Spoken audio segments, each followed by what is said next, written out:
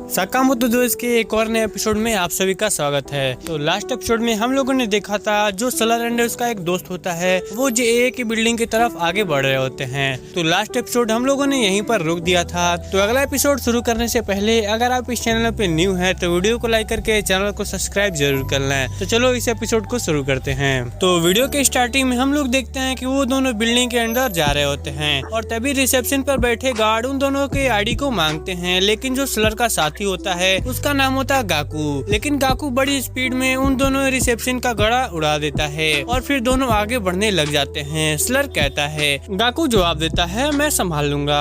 अच्छा, कोई ऐसा चीज है जो मुझे पहले से पता होनी चाहिए? तब फिर सलर बताता है, हर फ्लोर पर बाथरूम है तो अपना ख्याल रखना। गाकू कहता है, मैं समझ गया। इसके बाद दोनों अलग अलग हो जाते हैं। पूरी जे बिल्डिंग में इमरजेंसी अलर्ट बजने लगता है। वहाँ पर काम कर रहे एम्प्लॉयज, वर्कर और एसेसिन को शेल्टर लेने और अलर्ट लाने को कहा जाता है, लेकिन कुछ एम्प्लॉयज अलर्ट को सीरियसली नहीं लेते। वो बोल रहे होते हैं कि सिर्फ दो ही लोग क्या ही कर लेंगे। वो लोग अपने काम में लग जाते हैं, लेकिन तभी अचानक से एक एम्प्लॉय की लाश हवा में उड़ते हुए आती है। तभी सबकी नजर उस लाश पर पड़ती है। फिर वहाँ पर गाकू आता है और जितने भी वर्कर्स वहाँ पर काम कर रहे होते हैं उन्हें एक ही चुटकी में खत्म कर देता है एंड जो पूरा कमरा होता है वो पूरे ब्लड से भर जाता है। गाकू कहता है, मुझे बाथरूम जाना पड़ेगा, बाथरूम लगी है मुझे। एंड जैसे ही वो कमरे का दरवाजा खोलने वाला होता है गाकू पर बहुत सारे गोलियों की बारिश होने लगती है। हम देखते हैं कि बाहर बहुत सारे असेसिन खड़े होते हैं। उनका लीडर कहता है, फायरिंग करते रहो जब तक मैं रुकने को ना कहूँ। जब लीडर फायरिंग रोकने को कहता है तब तक गाकू सबके चिथड़े उड़ा देता है, सिर्फ लीडर को छोड़कर। गाकू के हाथ में एक लोहे का वेपन होता है जिसे मेज कहा जाता है। उसमें ऊपर कांटेदार स्पाइक्स लगे होते हैं और बीच में एक लेजर कैनन भी होता है। असेसिन का लीडर सोचता है, आज मुझे ऑफिस ही नहीं आना चाहिए था। तभी अचानक से एक बंदा दीवार तोड़कर आता है और गाकू को एक जोरदार पंच दे मारता है। इस बंदे का नाम होता है नोडा। नोडा वहाँ खड़े असेसिन का लीडर तकेबे से कहता है, यह क्या कर रहे हो तुम यंग असेसिन? तुम्हारे बारे में लोग क्या सोचेंगे? वह तकेबे से पूछता है कि अभी तक कितने लोग मर चुके हैं। तकेबे जवाब देता है, अभी तक 40 लोग मारे जा चुके हैं। तभी गाकू उनके पास आ जाता है और अपनी लेजर वेपन से नोडा के फेस को जला देता है। फिर गाकू नोडा को अपने वेपन से मारकर बिल्डिंग से बाहर फेंक देता है। अब सीन शिफ्ट होता है एक्स की तरफ। एक्स लिफ्ट का यूज करके ऊपर वाले फ्लोर की तरफ आगे बढ़ रहा होता है। जैसे ही वह लिफ्ट से बाहर निकलता है उसके सामने 3-4 एसेसिन खड़े होते हैं। उनमें से एक एसेसिन जिसका नाम होता है उदा, वो अपने ही साथियों को गोली मार देता है। फिर उदा एक्स से कहता है, बहुत टाइम हो गया आपसे मिले हुए बॉस, आपके साथ गाकू भी आया है क्या? एक्स जवाब देता है, हाँ वो साथ ही में आया है, लेकिन सॉरी तुम्हारी इस ऑर्गेनाइजेशन में 1 साल तक काम करना पड़ा। लेकिन हमारे बाकी के एजेंट कहाँ पर हैं? उदा बताता है, वो लोग बाहर ही खड़े हैं। फिर एक्स उदा से पूछता है, तुमने यहाँ रहकर कुछ तो फ्रेंड बनाए होंगे? उदा जवाब देता है, हाँ बनाए तो थे, लेकिन वो लोग नीचे काम करते हैं और अब तक शायद वो लोग मारे भी जा चुके होंगे। एक्स उससे कहता है, अब टाइम आ गया है इस करप्ट ऑर्गेनाइजेशन को फिर से रिसेट करने का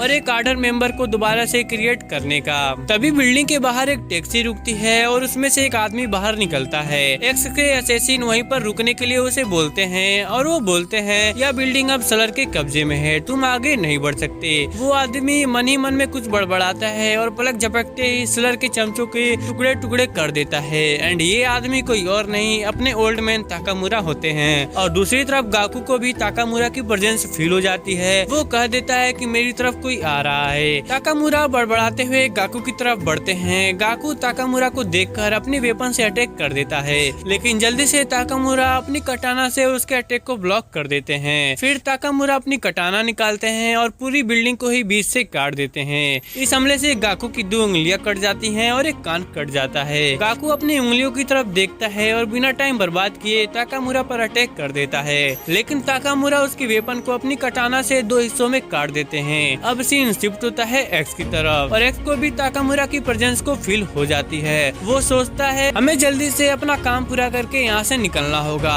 तभी अचानक से साकामोटो अपार्ट की स्ट्रिंग की मदद से जे के बिल्डिंग में एंटर कर जाता है और एक्स पीछे मुड़कर साकामोटो को देखता है और अब एक्स और साकामोटो फेस टू फेस खड़े होते हैं। साकामोटो एक्स की तरफ देखकर कहता है, उजुकी तुम जिंदा हो? एक्स जवाब देता है, बहुत टाइम हो गया तुमसे मिले साकामोटो, मैं थोड़ा सैड फील कर रहा हूँ क्योंकि तुम बहुत मोटे हो चुके हो। सीन एक्स को देखकर चौंक जाता है। ये दोनों एक दूसरे को जानते थे। ये तो वही है जो म्यूजियम पार्क में मिला था। फिर एक्स साकामोतो से कहता है, मैं चाहता हूँ कि तुम मेरे पुराने नाम को भूल जाओ और अब से मुझे स्लर के नाम से बुलाना। साकामोतो स्लर से पूछता है, तुमने मेरे ऊपर बाउंड्रीज क्यों लगाई? लेकिन साकामोतो की बात पूरी होने से पहले स्लर बहुत ही स्पीड में उसके पास आता है और उसके पेट में नाइफ घुप देता है और वो कहता है, तुम कब से इतने ज्यादा बोलने लग गए? साकामोतो के पेट से बहुत ही ज्यादा ब्लड बहने लगता है। यह देखकर सीन साकामोतो की तरफ भागता है। तभी उदा पीछे से आकर सीन को पकड़ लेता है और उस पर गोली चलाने की कोशिश करता है,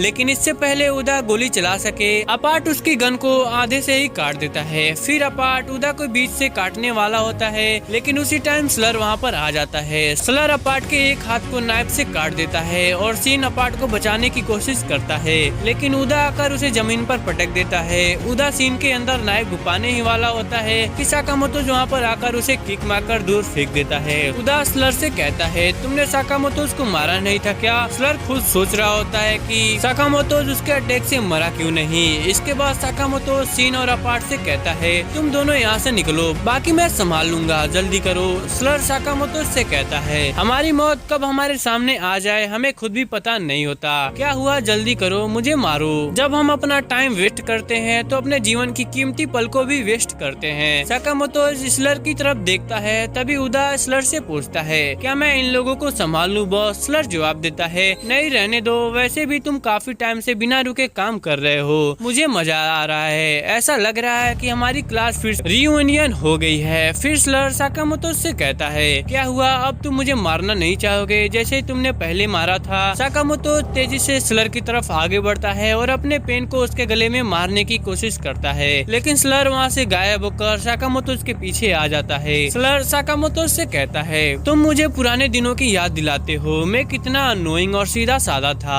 अब तुम भी मेरी तरह ही हो गए हो। साकामोतो जैसे ही स्लर की तरफ मुड़कर देखता है, स्लर उसके पेट में एक जोरदार मुक्का दे मारता है। साकामोतो उसके मुंह से ब्लड निकलने लगता है। स्लर साकामोतो से कहता है, जो लोग ऑल आउट फाइट नहीं करते वो अपने आसपास के सभी लोगों के लिए मिसफॉर्चून लेकर आते हैं। एपिटोल किलिंग स्पिरिट, यही तो जेसीसी सिखाता है ना। मैं तुम लोगों की तरह एक स्टार स्टूडेंट नहीं था, लेकिन ग्रेजुएशन के बाद मैंने आखिरकार एक चीज समझी, किसी को किल करने के लिए हार्ट की जरूरत नहीं होती। इसके बाद स्लर सीन के पास जाता है और उसे मारने की कोशिश करता है, लेकिन साकामोतो जल्दी से आकर सीन को बचा लेता है। सीन साकामोतो से कहता है, मिस्टर साकामोतो, आपके जख्मों से बहुत ही ज्यादा खून बह रहा है, यह सब मेरी गलती है। स्लर सीन से कहता है, तुम माफी क्यों मांग रहे हो? तुम्हें तो खुद को ही मार लेना चाहिए। जिस हालत में तुम हो, तुम दूसरों के लिए सिर्फ बोझ हो। स्लर बार बार साकामोतो को उकसाने की कोशिश करता है कि वो उसकी तरफ आए और उसे मारने लगे, लेकिन साकामोतो स्लर से कहता है, मैं तुम्हें नहीं मार सकता, मैंने अब असैसिनेट छोड़ दिया है। स्लर साकामोतो से कहता है,